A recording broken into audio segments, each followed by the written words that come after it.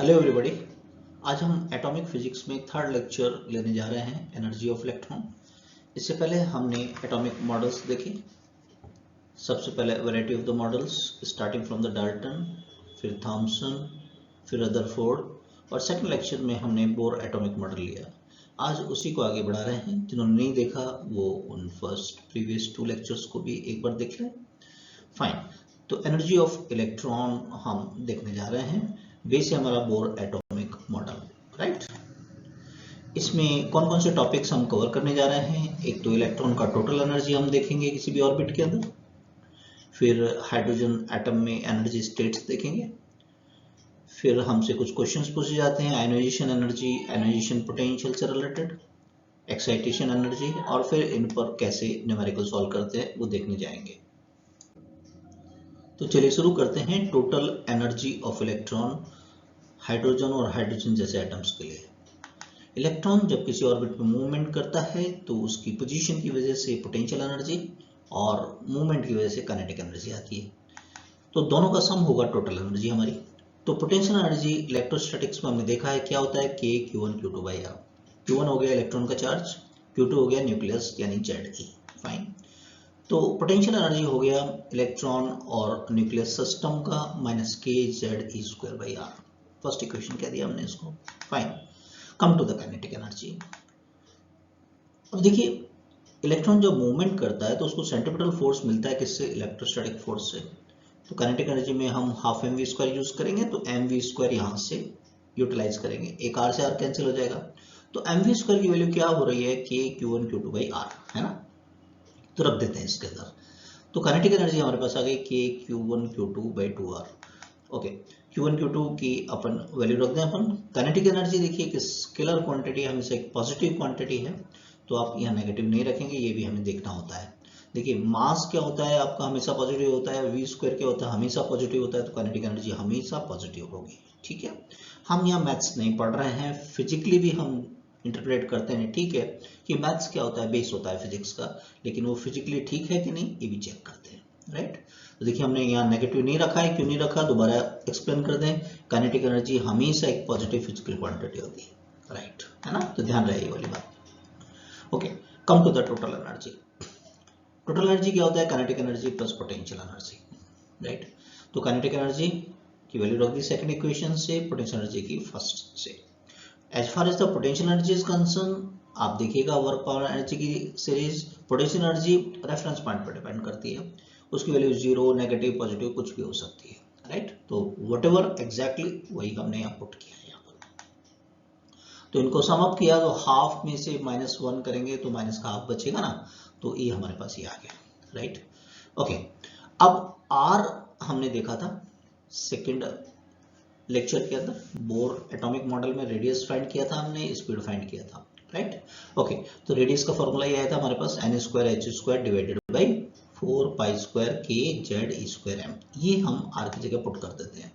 तो यदि electron nth orbit में है तो ये इसका टोटल एनर्जी हो गया। क्लियर है? फाइन।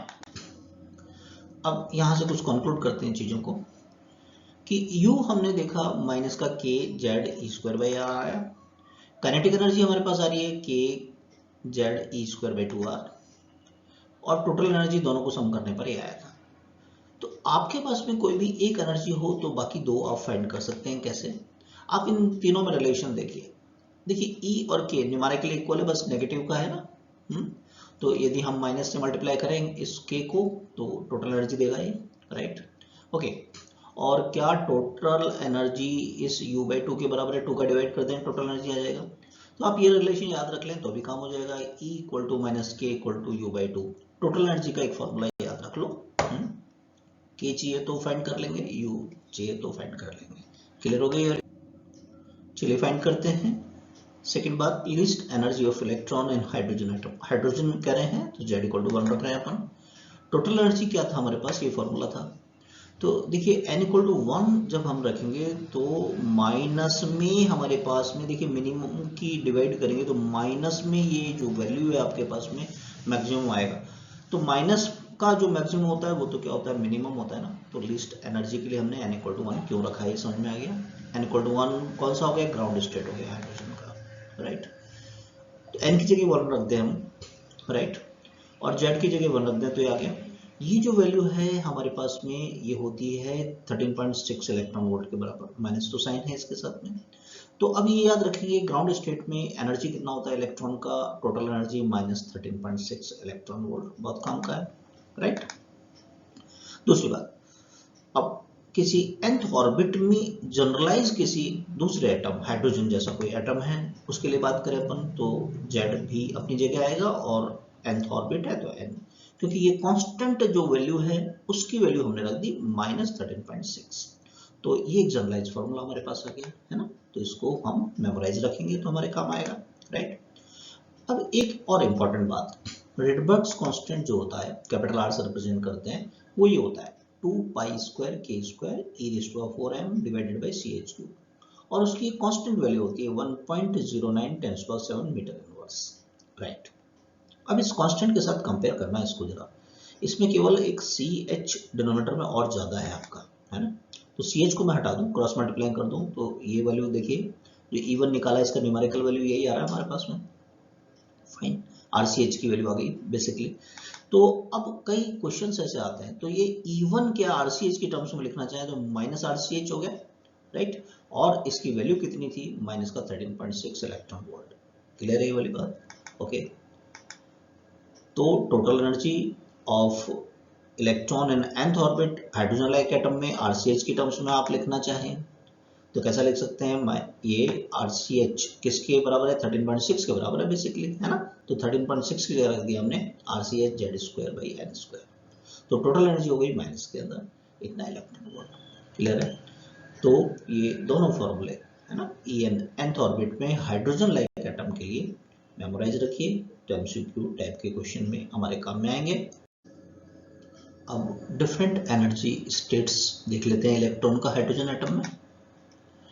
टोटल एनर्जी का फॉर्मूला हमने ये देखा था कि nth ऑर्बिट में माइनस 13.6/n², हाइड्रोजन की बात कर रहे हैं तो Z1 रख दिया हमने, है ना। तो ये डिफरेंट एनर्जी स्टेट को इस टेबल में हमने समराइज किया है, आप इसे मेमोराइज रखिएगा, एक बार डिस्कस कर लेते हैं। n = 1 फर्स्ट ऑर्बिट कहलाता है, एक्साइटेड स्टेट कहलाएंगे तो ये ग्राउंड कहलाएगा आपका, राइट। तो फर्स्ट के अंदर बात करेंगे अपन, तो E1 माइनस 13.6 इलेक्ट्रॉन वोल्ट हो गया, n = 1 रख दिया बेसिकली, n = 2 रख दिया हम यहाँ पर, राइट, तो सेकंड कहलाएगा, लेकिन एक्साइटेड स्टेट कौन सी कहलाती है वो फर्स्ट, फाइन। तो ये 4 का डिवाइड करेंगे तो माइनस 3.4 इलेक्ट्रॉन वोल्ट, याद रखिए इनको, है ना। बाकी आप फाइंड कर सकते हैं, लेकिन याद रखेंगे तो थोड़ा सा फ्रिक्वेंटली हो जाएगा कि आप फाइंड करना भी इजी है। टोटल एनर्जी का फॉर्मूला याद रखेंगे तो 1 2 3 4 रखते हुए चले जाएं। इसी तरीके से थर्ड कहलाता है, बस ये ध्यान रखना एक्साइटेड स्टेट सेकंड कहलाएगा, तो कितना आ जाता है माइनस 1.51, और 4 रख दिया यानी 16 का डिवाइड करते हैं तो उस केस में 4 के केस में ये फोर्थ ऑर्बिट है लेकिन थर्ड एक्साइटेड स्टेट है, माइनस 0.85 इलेक्ट्रॉन वोल्ट। एटलीस्ट ये 4 ऑर्बिट्स का आप याद रखिए, है ना। इन्फिनिटी का डिवाइड करेंगे तो अनडाउटली 0 आने वाला है। इन्फिनिटी का मतलब कि एग्जिस्ट नहीं कर रहा है, इलेक्ट्रॉन को बाहर भेज दिया, अपने एटम से बाहर चला गया, clear, okay. Now come to the ionisation energy. Electron को किसी एटम से निकालने के लिए जितनी एनर्जी जरूरत पड़ेगी, है ना, तो कहलाएगा आयनाइजेशन एनर्जी। तो हम प्रॉपर इसको डिफाइन करें तो कैसे डिफाइन करेंगे, minimum energy required to relieve the electron from an orbit, किसी न किसी ऑर्बिट में होता है electron, from an atom, atom की किसी ऑर्बिट से निकालने के लिए जितना मिनिमम एनर्जी की रिक्वायरमेंट होगा वो क्या कहलाएगा, आयनाइजेशन एनर्जी, क्लियर है। तो आयनाइजेशन एनर्जी क्या होगा, जब आप निकाल देंगे तो इन्फिनिटी पे पहुंच गया वो, तो फाइनली इन्फिनिटी पर है, और शुरू में कहाँ पर है, किसी न किसी ऑर्बिट में, nth ऑर्बिट में, तो E infinite minus En, clear है। I फॉर आयनाइजेशन, इन्फिनिटी पे कितना 0, और nth ऑर्बिट के अंदर कितना था minus 13.6 Z²/n², hydrogen like atom के लिए जनरलाइज्ड फॉर्मूला ला रहे हैं पहले अपन, माइनस माइनस प्लस हो गया तो कितना चाहिए 13.6 Z²/n² इलेक्ट्रॉन वोल्ट के अंदर है, क्लियर ऑलरेडी, फाइन।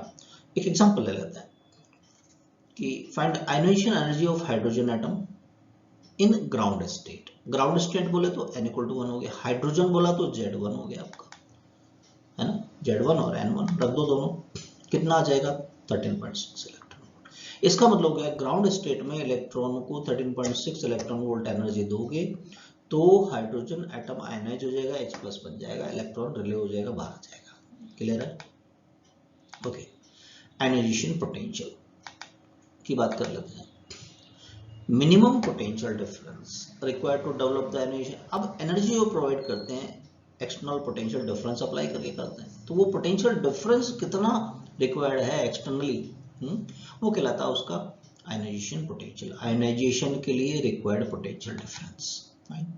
आपको क्या करना है, सिंपली देखिए, आप यूनिट से देख लो, इलेक्ट्रॉन वोल्ट है, तो आप इस चार्ज का यानी इलेक्ट्रॉन का डिवाइड करेंगे तो आपका आयनाइजेशन पोटेंशियल आ जाएगा सिंपली। एक एग्जांपल ले लें, ionisation potential of hydrogen atom in ground state. तो ग्राउंड स्टेट में जितनी भी आपकी एनर्जी है उसमें E का डिवाइड कर दोगे आप, तो कितना आ जाएगा 13.6 वोल्ट। क्लियर है? राइट।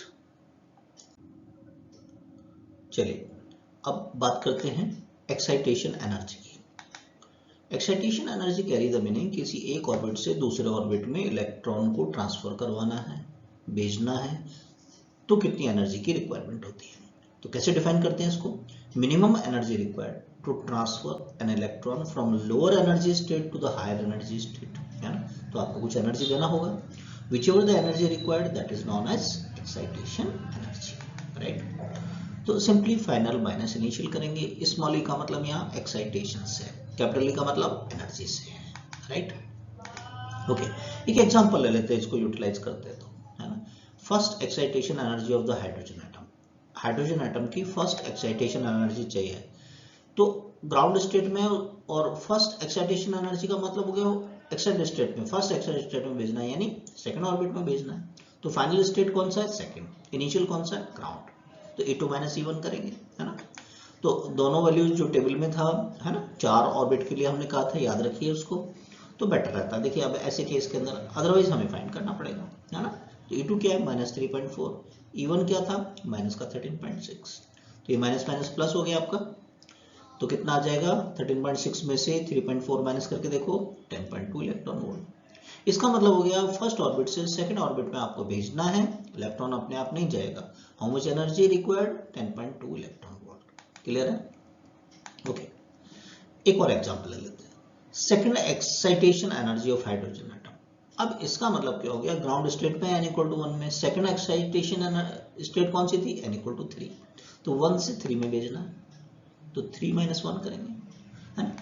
अब 3 की एनर्जी याद है, माइनस का 1.51, और ग्राउंड स्टेट में -13.6, ठीक है। ये माइनस माइनस प्लस हो गया, 13.6 में से इसको माइनस करो, अप्रॉक्सीमेटली 12.09 या 12.1 कह सकते हैं इलेक्ट्रॉन वोल्ट के अंदर, तो एक्साइटेशन एनर्जी होगी। तो क्लियर हो गया सबको। चलिए अब देख लेते हैं इन पर क्वेश्चंस कैसे बनते हैं, energy of electron in the atom. Very first question screen पर आपके सामने आ रहा है, in an elastic collision an electron excites a hydrogen atom from its ground state to m cell state, है ना। कई बार k l m ऐसा कह देते हैं, n की वैल्यू नहीं देकर। फिर उसके बाद में क्या होता है, पहले तो इलेक्ट्रॉन ने एक्साइट किया उसको और m सेल में भेज दिया, फिर एक second electron collide instantaneously with the excited hydrogen atom m state के अंदर, और उसको आयनाइज कर देता है। आयनाइज कर दिया मतलब बाहर दे दिया, तो थर्ड से बाहर भेज रहे हैं। At least how much energy the second electron transfer to the atom in the m state. तो m स्टेट में था इलेक्ट्रॉन, उसको आयनाइज करवाना है, तो याद करो आयनाइजेशन एनर्जी क्या था, E - En, है ना। n जहां भी था ऑर्बिट में। अब n का मतलब कितना हो गया, m सेल का मतलब KLM, m का मतलब कितना हो गया 3, है ना, तो E3 हो गया। वैल्यू रख देते हैं 0, और थर्ड में कितना था, माइनस का 1.51, तो कितनी एनर्जी दी है सेकंड इलेक्ट्रॉन ने, 1.5 इलेक्ट्रॉन वोल्ट। क्लियर है? Okay, next question, the ionisation energy of 10 times ionised sodium atom is. 10 time ionised का मतलब क्या है, सोडियम का एटॉमिक नंबर कितना होता है, Z = 11। अब ये बोर एटॉमिक मॉडल पढ़ते हैं हम हाइड्रोजन लाइक एटम की तरह से। हाइड्रोजन में कितना होता है, 1 इलेक्ट्रॉन, तो उसको 10 टाइम्स आयोनाइज करेंगे, Na11 है ना, 10 इलेक्ट्रॉन्स निकलेंगे तब वो हाइड्रोजन जैसा बनेगा। एक बार एटॉमिक मॉडल हमारा जो होता है वो हाइड्रोजन लाइक एटम के लिए होता है, राइट। तो इसलिए क्वेश्चन ऐसे फ्रेम किए जाते हैं। फाइन। तो आयनाइजेशन एनर्जी का फॉर्मूला क्या था किसी nth ऑर्बिट से 13.6 Z²/n², हाइड्रोजन लाइक एटम के लिए वैल्यू रख दें। तो Z कितना हमारे पास 11 और N कहाँ है हमारे पास में, आप ध्यान दीजिए आयनाइजेशन एनर्जी और 10 टाइप्स आयनाइज्ड सोडियम नहीं दे रखा है, N इक्वल टू है ना ग्राउंड स्टेट में, वहां से तो मेरे पास कितना आ गया 13.6 इंटू 11 का स्क्वायर इलेक्ट्रॉन वोल्ट, ये मेरे ऑप्शंस के अंदर है। तो this is the correct choice. लेकिन कैसे डील किया क्वेश्चन ये समझ में आ गया। फाइन। चलिए नेक्स्ट क्वेश्चन पे चलते हैं, सीखते चलते हैं अपन। The ionisation energy of helium plus ion, अब हाइड्रोजन लाइक बन गया ना ये, हीलियम में कितने होते हैं, 2 इलेक्ट्रॉन्स होते हैं ना, तो एक आयनाइज कर दिया तो अब ये हाइड्रोजन लाइक एटम बन गया। At its minimum position n equal to 1 हो गया, यहाँ दे रखा है अपने को। तो आयनाइजेशन एनर्जी का फॉर्मूला 13.6 Z²/n², तो n क्या रखना है मेरे को 1 रखना है, Z उस एटम का रखा जाएगा हीलियम का, वो कितना होता है 2 का स्क्वायर, ये चीजों का ध्यान रखेंगे।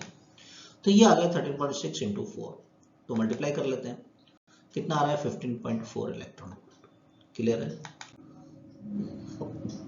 Next question, energy of photon is acted when electron jumps from n equal to 3 state to n equal to 2 state of hydrogen is approximately, अब ये उल्टा काम हो गया। देखिए लोअर एनर्जी लेवल से हायर एनर्जी लेवल की तरफ इलेक्ट्रॉन को ट्रांसफर करवाना है, तो you have to provide the energy, तो आपको एनर्जी प्रोवाइड करनी पड़ती है। लेकिन इलेक्ट्रॉन यदि हायर एनर्जी लेवल से लोअर एनर्जी लेवल में आएगा तो वो फोटोन के रूप में एनर्जी इजेक्ट करता है, इमिट करता है ना, होगा वो टोटल एनर्जी डिफरेंस के बराबर। तो photon is emitted energy equal to the energy difference between the initial and final state. Initial state उसकी हायर है n इक्वल टू 3, राइट। तो H2 किसके बराबर होता है, देखिए प्रीवियस लेक्चर में बोर एटॉमिक मॉडल हमने लिया था, उसमें थर्ड हाइपोथेसिस था बोर साहब का कि जब भी वो हायर एनर्जी लेवल से लोअर में आएगा तो फोटोन के रूप में एनर्जी इमिट करता है ना। जिन्होंने देखा उसको रेफर कीजिएगा, EI माइनस EF है ना। इनिशियल कहां से आ रहा है, थर्ड से आ रहा है, कहां आ रहा है, सेकंड के अंदर आ रहा है, राइट। वैल्यू रख देते हैं अपन, अभी याद रखोगे तो काम फटाफट हो जाएगा, अदरवाइज फाइंड करना पड़ेगा फॉर्मूले से।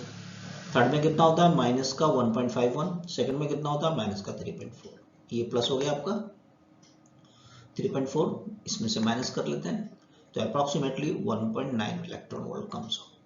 क्लियर हो गया क्वेश्चन। तो चलो नेक्स्ट क्वेश्चन पे सीखते चलो। Excitation energy of hydrogen like atom in first excited state कितना है 14 पॉइंट इलेक्ट्रॉन वोल्ट। अब ये सस्पेंस है थोड़ा, hydrogen like atom but which atom we don't know, है ना। तो जेड भी पता नहीं है, इसमें फाइंड करना पड़ेगा। Energy needed to remove the electron from the ion in ground state. अब दो बातें हो गई, एक्साइटेशन एनर्जी का ही फॉर्मूला चाहिएगा और आयनाइजेशन भी करना पड़ेगा, राइट। तो पहले तो जेड अननोन है ना, लेकिन एक्साइटेशन एनर्जी गिवन है आपको, तो जेड फाइंड करेंगे एक्साइटेशन एनर्जी से। अच्छा क्वेश्चन है, तो देख लेते हैं। एक्साइटेशन एनर्जी क्या था, फाइनल माइनस इनिशियल, है ना। तो आप क्या बोल रहे हैं, देखो फर्स्ट एक्साइटेड स्टेट में दे रखा है आपको, फर्स्ट एक्साइटेड स्टेट का मतलब सेकंड ऑर्बिट के अंदर भेजा है आपने, सेकंड में भेजा है ना फर्स्ट से। फर्स्ट एक्साइटेड स्टेट का मतलब क्या है n इक्वल टू 2, तो फाइनल ऑर्बिट कौन सा है 2, 1 से 2 में आया है, तो E2 माइनस E1 करना है ना। अब यहाँ हाइड्रोजन वाला फॉर्मूला नहीं लगाना है क्योंकि ये हाइड्रोजन लाइक एटम बोला, हाइड्रोजन का नहीं है, ठीक है।